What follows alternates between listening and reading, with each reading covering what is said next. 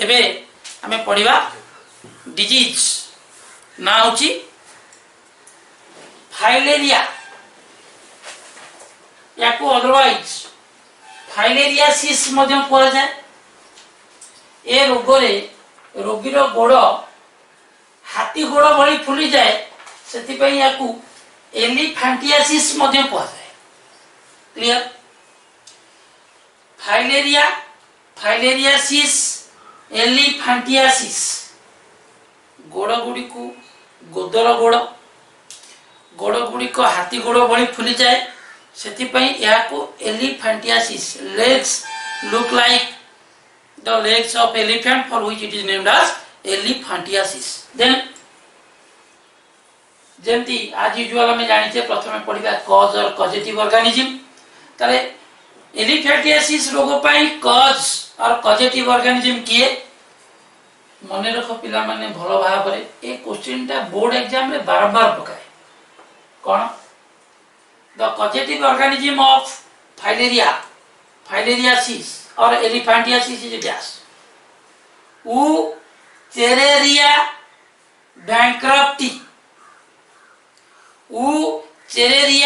Bankruptcy एक नेमाड हेलमिंथेस जे एही रोग करै थाए। It is a digenetic parasite में बुझी सारछे ऑलरेडी। यार प्राइमरी होस्ट होची मैन सेकेंडरी होस्ट होची female Culex mosquito.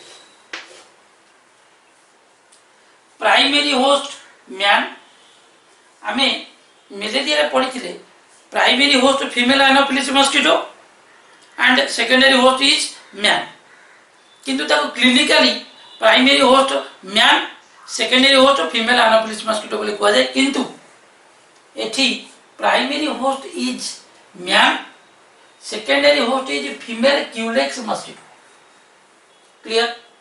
Then the infective stage of this parasite is microfilaria अर्थात जेतबेले संक्रमित माई क्यूलेक्स मशा कोनोसी सुस्थ लोक को कामुड़े सेतबेले ता रक्त भितर से हजार हजार संख्या रे माइक्रोफाइलेरी निज लाळ सहित छाड़ी दी ए माइक्रोफाइलेरी जोगु जेहेतु गोटे सुस्थ लोक को रोग होची इन्फेक्शन होची सेति पई the infective stage of filaria is माइक्रोफाइलेरी।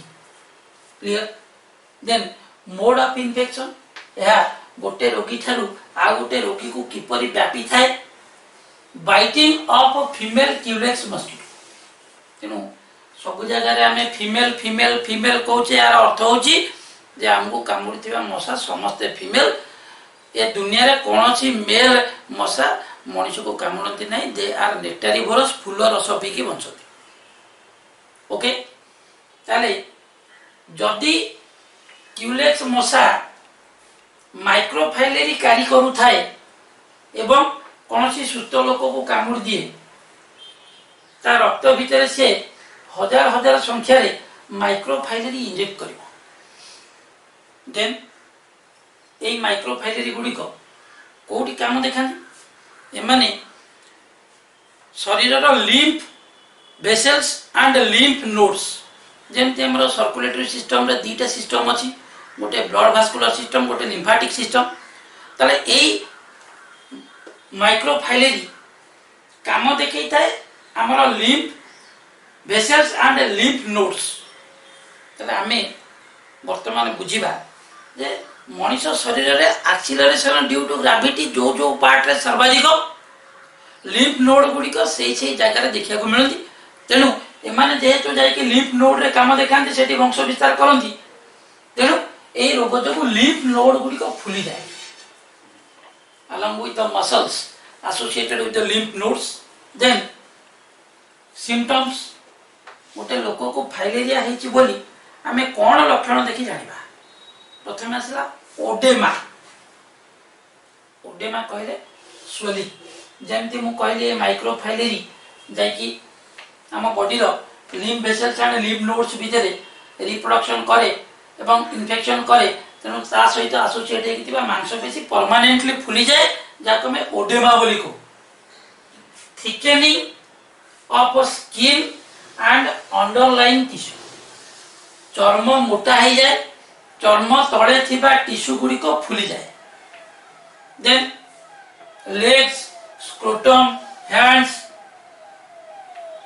तले गोड़ स्क्रोटम मेल रिप्रोडक्टिव सिस्टम रो टेस्टिज जो थली भितर झुलू थाए से थली को स्क्रोटम बोली कह जाए मु कही मनीष शरीर जो जो अंश झुलिकी रोता है मेल रो हाथ गोड़ आउ scrotum acceleration due to gravity सर्वाधिक लिम्फ नोड्स अधिक अच्छे सेठी तेणु यही parts hands legs and scrotum फुलिकी बहुत बड़ हो जाए इन्फ्लेमेशन इन लिम्फ ग्लैंड्स जो जो जगह फुले से जगह रे जंत्रणा हुए पोड़े फीवर एक निर्दिष्ट समय अंतर रे लोक को रोग ज्वर हम 104 रु 106 डिग्री फारेनहाइट पर्यंत ज्वर जाइपारे नसिया बांति लागिबा दुर्बलिया लागी बांति लागिबा को नसिया कुआ जाए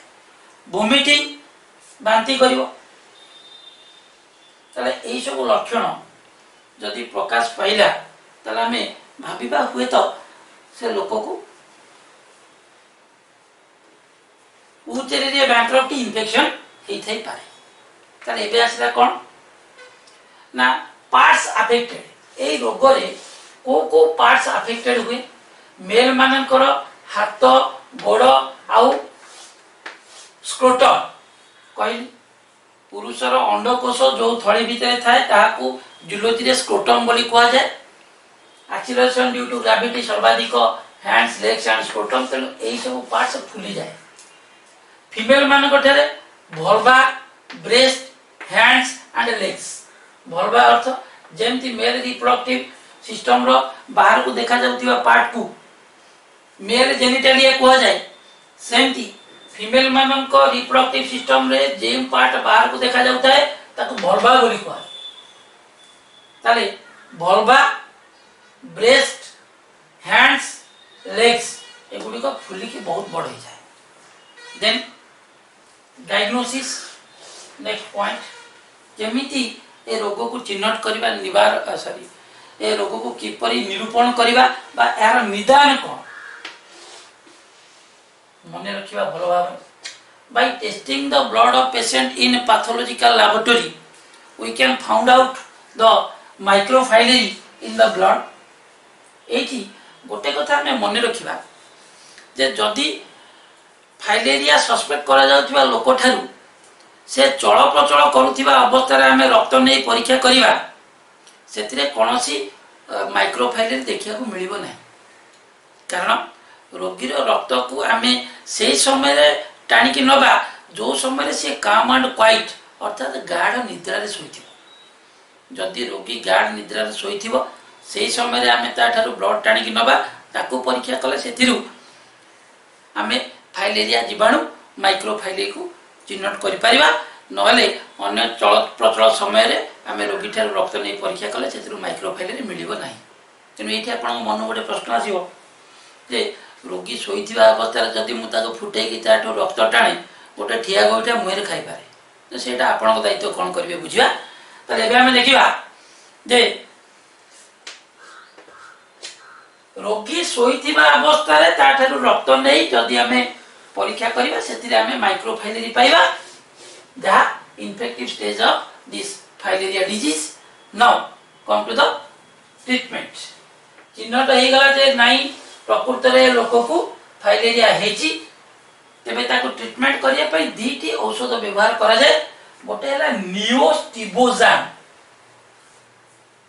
यह एक एंटीमोनी कंपाउंड इट किल्स माइक्रोफाइलेरी जदि गोटे लोक को नियोस्टिबोजान मेडिसिन दिया जाए फाइलेरिया चिन्हट परे ताले हमें कौन एथिरे लाभ पाइबा ना आम बॉडी रे थिबा सब जगह माइक्रोफाइलेरी मरि जिवे किंतु दुखर विषय माइक्रोफाइलेरी मरि गले ताको बापा मां अछंती से माने मरिबे नहीं। तेणु तांका बापा माँ को मारिया पे कौन करा जाए आर्सेनामाइड आर्सेनिक कंपाउंड। ताले फाइलेरिया रोग पाई जदि हमें नियोस्टिबोजन खाइबा माइक्रोफाइलेरी मरिबे एडल्ट मरिबे नहीं। जदि हमें आर्सेनामाइड खाइबा एथिरे एडल्ट मरिबे किंतु माइक्रोफाइलेरी आ मरिबे नहीं। बुझी पाले एठी आपण माने जो प्रश्न आसुची मु से प्रश्नटा कहि दउची। जदि दीटा जो खाइबा रोगी राम नाम सत्य है रोगी मरि जीव दीटा जका एका संगे एंटीमोनी आ आर्सेनिक कंपाउंड जदि दीटा को गोटे लोक को एका संगे खाइया को दिया जाए से रोगीर मृत्यु हो। तेणु थरे जदि गोटे लोक को फाइलेरिया हो गला चिन्हट हो गला ताको सेठी रोकी हे पारे किंतु या को भलो करी हबो नाही। It is A irreversible swelling irreversible edema in the skin and tissue, so it cannot be altered back। दुनिया रो कोनोसी एपरी चिकित्सा पद्धति बाहरी नहीं जहाँ ए रोग को संपूर्ण भाव में भल करि पारिबो। ओके देन आसिला किए prevention.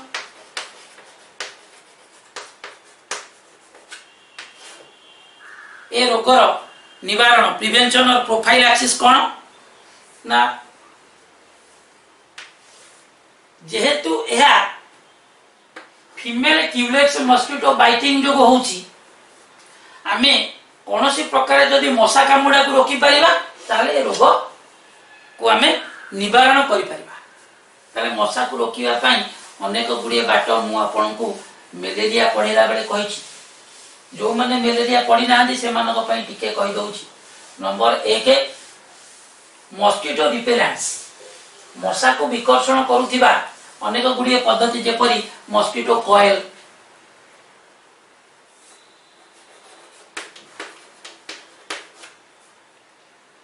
Mosquito sticks fast cards mosquito fast cards then liquids like all out good night Maxo, then mosquito repellent creams। पिला माने खेलिया को गला बेले माँ माने तांको सार्ट रे तांको देह रे किछि क्रीम बोलथिबार एडवर्टाइजमेंट रे आपण माने देखिथिबे। ताले एठी मस्किटो क्रीम्स मध्य मस्किटो रिपेलेंट भाव रे व्यवहार करा। These are the mosquito repellents but जेहेतु एथिरे विषाक्त केमिकल व्यवहार करा होची एहा को रेगुलर व्यवहार करिबा आम स्वास्थ्य पक्षे क्षतिकारक निश्चित भाव में। Then the best method of preventing mosquito bite is sleeping under mosquito net. मशारी टंगे शोइले जतने मशा को न थाए डर एक कथा हमें टीवी रे देखि। Then eradication of mosquito breeding places मशा जोठी वंश विस्तार करछे मशा जोठी अंडा दउछि हमें जदि से जगह को संपूर्ण भाव में निपात करि परिबा ताले मशा को रोकी परिबा। हमें जानि जे एथि पई मशा तेल व्यवहार करा जाय एथि पई गामगुसिया माछ चाष करा जाय। तेनु कोनोसी जगह अधिक दिन धरि पानी जमिबा को दबा नाही। भंगा माटिया भंगा टीण कि टायर कूलर पछपटे ए सब जगह अधिक समय पानी जमिबा को दबा नहीं नहले ता सरफेस ऊपर मशा अंडा देई सेठी वंश विस्तार करिवो घरे मशार प्रादुर्भाव बढ़िबो। तेणु ये थिला हमर फाइलेरिया रोग विषय रे। या परे हमें पढ़िबा फंगल डिजीज जो थिला हमें गोटे फंगल डिजीज विषय आलोचना करिबा दैट इज रिंगवर्म जादू तेरी नजर देखिबा। Thank you have a nice day.